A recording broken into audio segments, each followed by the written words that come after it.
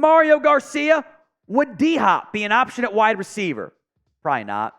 They took Cooks over him, which, maybe worked out. They didn't want Hopkins last time. He's under contract in Tennessee. No one really wanted him outside of Tennessee and the Patriots, by the way. I wouldn't be shocked if they just kept him to give Will Levis something at receiver. They don't have much with Treylon Burks kind of being not looking great so far in his career. Chris B, go all in this year because you brought back McCarthy stupidly. Probably right. It's either go all in, which I would have said you should do regardless of your head coach, or at least be more aggressive in like a 3-year window, or rebuild. And if you kept McCarthy, why would you rebuild? Ecuador Man AOG, more expensive Devin White or the cheaper Lavonte David? It's not even a conversation for me. It is Lavonte David because he's better. I have said this before, and I will stand by it. I would argue that Devin White is like the most overrated linebacker in the NFL. To be honest, he got benched in the playoffs. He played 14 snaps against the Lions. KJ Britt was out-snapping him. Devin White can blitz, but he's got coverage issues and still does not read and react properly. So by far, it is Lavonte David for me. Frankly, I don't really want Devin White. Ed Vila, why not trade Trayvon since Deron Bland did so well? Because you play 3 corners on 70-ish% of your snaps, 60 at minimum, depending on who you're playing. So that Bland's one of them. You don't have much else. So I would definitely keep Trayvon Diggs too. Plus the contract doesn't make it very tradable. Carter, come off the mock draft, that's funny. What Michigan player will the Dallas Cowboys draft this year? I know you guys were mad at me, but Junior Colson does fit what you want at linebacker. You keep saying you want a bigger guy who can stop the run. That's Junior Colson. He's good at it. It's just the trauma of some missed picks. Mainly Taco Charlton. That's like the main one. Because it's only been 1 year of Mozzie and Schoonmaker, although the Schoonmaker I have no faith in at all. I think Blake Corum would be a good pick for you, maybe in the 3rd round with no 4th-round pick. He could be a nice piece for you in the backfield. There's actually a bunch of good Michigan defenders. That Michigan defense was great this year. Mikey Sainristil is my guy at nickel. Like, I love those undersized, physical as hell players. That'd be a fun pick, too. When it comes to the Cowboys draft process, what is your confidence level in how the Cowboys draft? Scale it for me from 1 to 10. 1 is the low end, 10 is the high end. Ed Vila, is a hot dog a sandwich? Hugs to baby Olivia. You got it, Ed. Oh, shoot. I'm mispronouncing Ed's name again. Damn it. Sorry, Ed. Sorry. I realized that it's in several supers, and I keep screwing up his name. I'm sorry. L's in the comments for me. Hot dog is not a sandwich. If you take away the bun, what do you have? A hot dog. That's not a sandwich. From Corey, what do you know about Dallas Turner, edge linebacker? He can drop into coverage a little bit, but you're playing him as a pass rusher. At times, I kind of hated Bama's usage there. He might be the first defensive player taken. It's not a great defensive class. Really good athlete, a lot of upside. Kind of reminds me some of Nolan Smith, where he's not the biggest player, but plays well above his size. If he's there at late round 1, I'm in. I'd be surprised if you fell that far because this defensive class, the top of your top 10 picks, maybe 1 or 2 are going to be defensive pieces. Just not that caliber of class. Chris B, 10-7, 6th seed next year, smoked by the Niners, rinse and repeat. Or maybe it's the Packers again, or the Lions, or the Rams, or whoever. But yeah, probably. This is who this team is under Mike McCarthy. Win a bunch of games, have a great regular season, and then come out unprepared and flat in the postseason. Can't have it. Now, today's show is made possible by Prize Picks. It's daily fantasy made easy. You pick 2 to 6 player stat projections, more than less than, on those projections. And what I love most about it, it's you against the numbers. You are not battling all these pros and sharps, and you got to be the top 2%. No. Got to beat the projections. You can mix and match sports. The reboot policy keeps your picks in play in the event of injury. So player goes down the first half, does not come back, your pick is still alive, unlike, other daily fantasy platforms.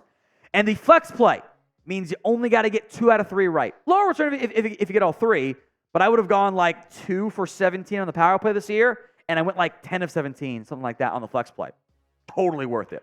So go to prizepicks.com/CLNS and use code CLNS for a first deposit match up to $100. Links in the comments section and the description of today's show. That's prizepicks.com/CLNS. From Brian Parson, hypothetical trade. Micah and the first pick to get Caleb Williams and force Dak to waive his trade clause or ride the bench all year. I don't know if the Bears do that, frankly. Not because Micah's not great, but I don't think Fields is their answer, by the way. There's also major contract issues there from Dak's side. Your defense struggled this year with a top 3 player in football on that side of the ball. Now you're trading him away and you're getting worse. I think you're fixing your longer-term quarterback issue. But now you're down draft picks, and now you're trying to find defensive help when you're still eating that for a year. So I appreciate Brian giving value up to go get value. I think that's one of those, like, it's more of a Madden style, but he's out of it though, so it's fine. It's fine, to be clear. More of a Madden style trade.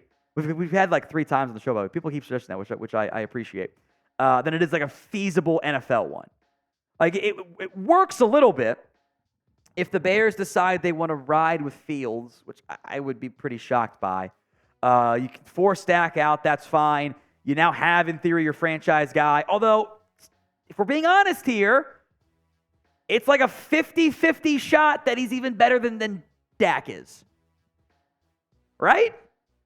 Go look at all these top 5 picks. Zach Wilson, Trey Lance, Justin Fields. I was convinced on Trevor Lawrence. He wasn't that great this year. He kind of regressed. I think he'll be better next year. He's going to be back on track, but he wasn't great. Tua's not better. Herbert is. Burrow is. But there's a lot of misses there, and you run the risk of, well, we had a top 10 quarterback. We reset. You're rebuilding. That's fine. That's a plan, at least, which I love when you guys do it because the Cowboys don't seem to have one. There's a lot more risk there than I think we would want to normally admit. So do you want to trade up for a quarterback? Why for yes and for no? Go ahead and sound off for me in the comment section on today's show. From Cam Funk, with the weirdest looking teenage mutant ninja turtle ever as his profile picture. Thoughts on Xavier Worthy? Kind of some shades of Hollywood Brown. Skinny, not the biggest guy, burner, speedy wide receiver. I think his role would overlap some with Cook's. But if he's there on day 2, I strongly consider it because you need more speed, and he's got speed in spades. Ecuador man, I'm a Knowles fan. Benson the third, Fisk in the 4th. What do you think? Oh, what do you think? I'm in. I also don't know if those guys get to you there. They could go off, between your 2nd and 3rd round pick and between your 3rd and 4th round pick. I think Benson, by the way, especially with the Jonathan Brooks injury, I think Benson is the best back in this year's class. I don't want to take him in the 2nd necessarily because it's a running back and I don't value those as much, but I think he's your number 1 back this year with Brooks' ACL. Fisk, I think for kind of a day 3-ish, late day 3 defensive lineman, good player. It's a good player. If you want more Cowboys videos, you are in the right spot, my friends. Hit that sub button for even more Dallas Cowboys YouTube videos. From David, kind of a similar question. Are the Cowboys going to draft a running back early this year? Trey Benson or Jonathan Brooks?